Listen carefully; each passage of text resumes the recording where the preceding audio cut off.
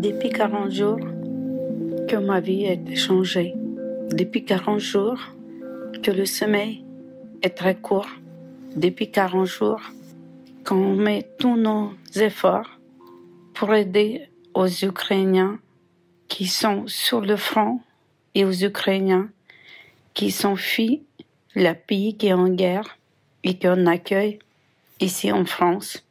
Notre association que j'ai créée il y a plus de 10 ans a organisé beaucoup de concerts, beaucoup de mouvements culturels, beaucoup d'expos. On a présenté notre culture en France pour faire découvrir notre si beau pays, l'Ukraine. Mais depuis le 24 février, notre association est devenue humanitaire sur tous les plans.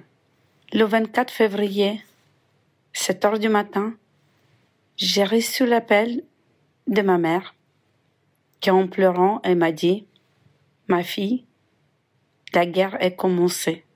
Les avions, ils volent sur mon toit. » Cet choc m'a réveillée, mais il reste toujours dans ma tête.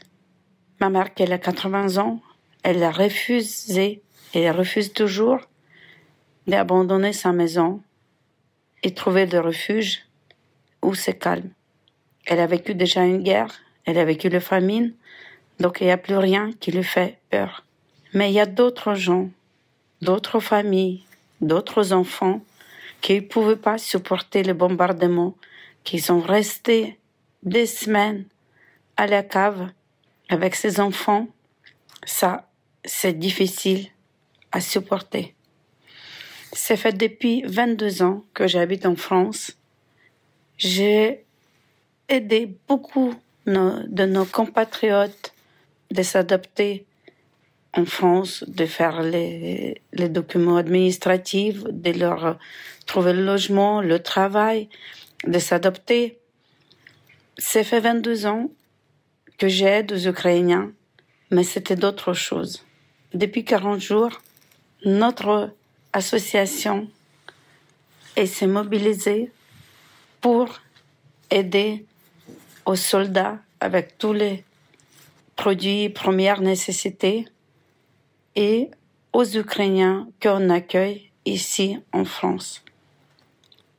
Je m'appelle Maria Kuchirka, je suis ukrainienne.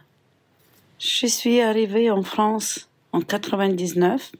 Depuis, j'ai fait un parcours professionnel et bénévole dans ma vie en France.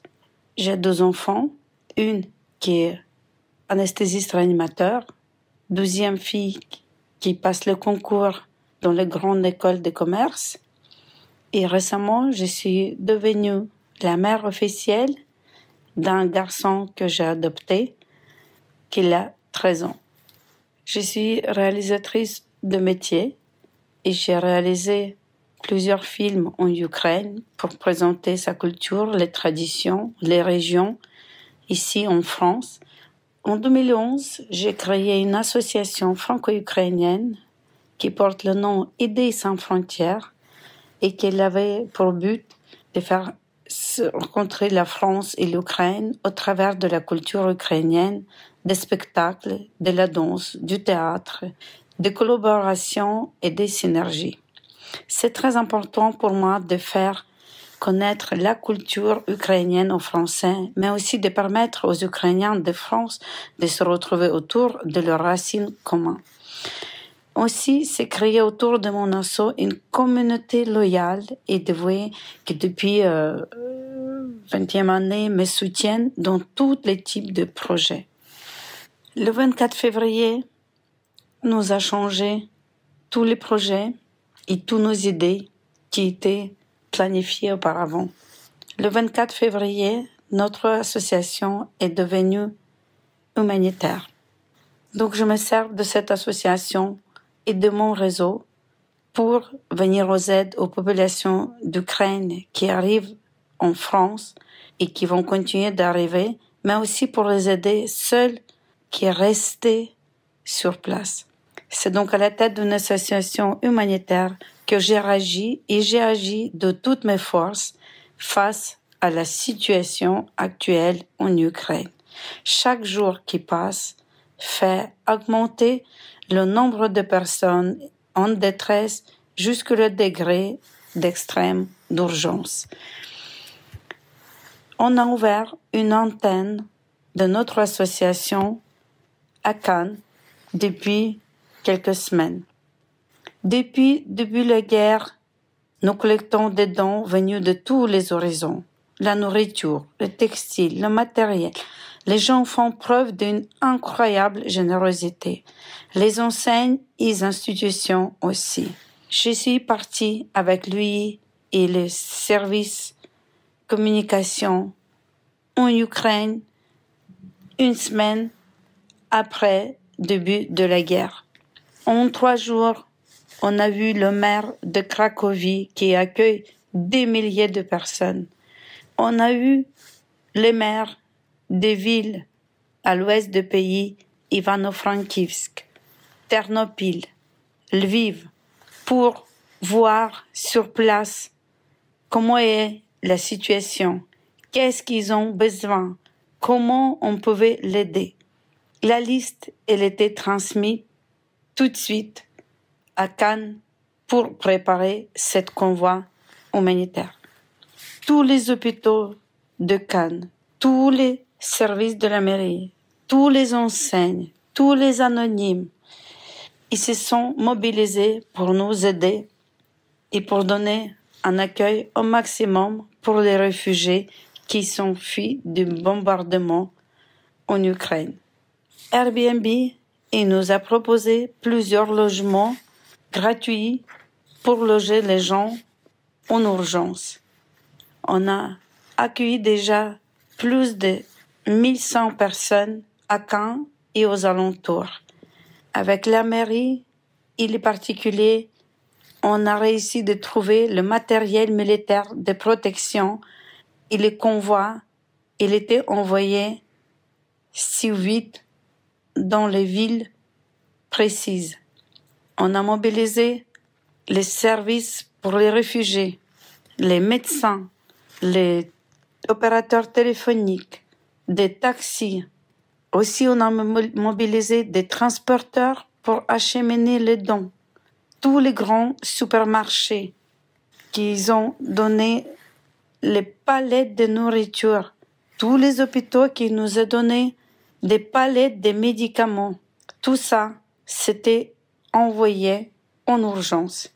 En quelques jours, on a réussi d'envoyer plus de 400 tonnes de la nourriture, des vêtements, des produits première nécessité, des produits pour le bébé, des lits pliants. Tout ce qui pouvait être utile, c'est parti en urgence. Aujourd'hui, à Cannes, on a scolarisé tous les enfants aux écoles primaires, au collège, au lycée. Il y a Pôle emploi qui vient toutes les semaines pour aider aux gens de retrouver leur travail. Il y a plusieurs postes qui sont proposés. À Paris et à Vincennes, les gens ils sont mobilisés aussi très solidairement. Dans le local où on stocke en petites parties les petits dons en attendant qu'un grand poids lourd vienne le chercher. Ma fille, qui est arrivée à 10 ans en France, aujourd'hui est anesthésiste réanimateur et fait énorme travail pour appeler aux aides tous les hôpitaux, tous les médecins et tous les assistants d'Europe, des pompiers pour organiser les convois de ces précieux matériaux médicaux. 100 ans de médicaments et des matériaux militaires sont envoyés en Ukraine de Paris par notre association franco-ukrainienne Idées sans frontières. Notre journée type il ressemble à une journée pas doublée mais triplée en travail. J'ai ma vie privée, je l'ai mis un peu de côté, car parfois je reçois 300 fils d'appels par jour pour répondre à toutes les demandes et surtout les questions de première nécessité, les questions d'urgence. Les gens, ils arrivent fatigués, stressés, paniqués. Donc on met en place tous les systèmes des cellules psychologiques d'accueil d'urgence pour que eux, ils se sentent un peu en sécurité et qu'ils ont un toit sur la tête. Notre association, elle a beaucoup de projets pour continuer à aider aux gens qui sont arrivés ici pour se reconstruire, recommencer une nouvelle vie, ceux qui souhaitent trouver le travail, trouver le logement, et puis aider aux autres qui sont ici, n'est que, en tout cas ils espèrent, rester ici quelques semaines et revenir en Ukraine pour continuer sa vie normale.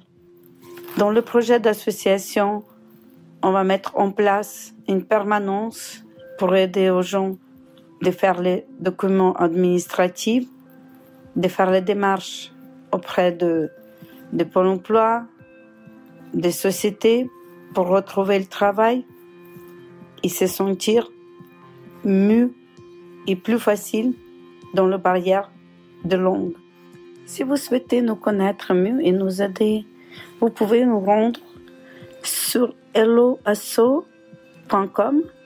Idées sans frontières, ou sur nos réseaux sociaux, Association France-Ukraine, Idées sans frontières.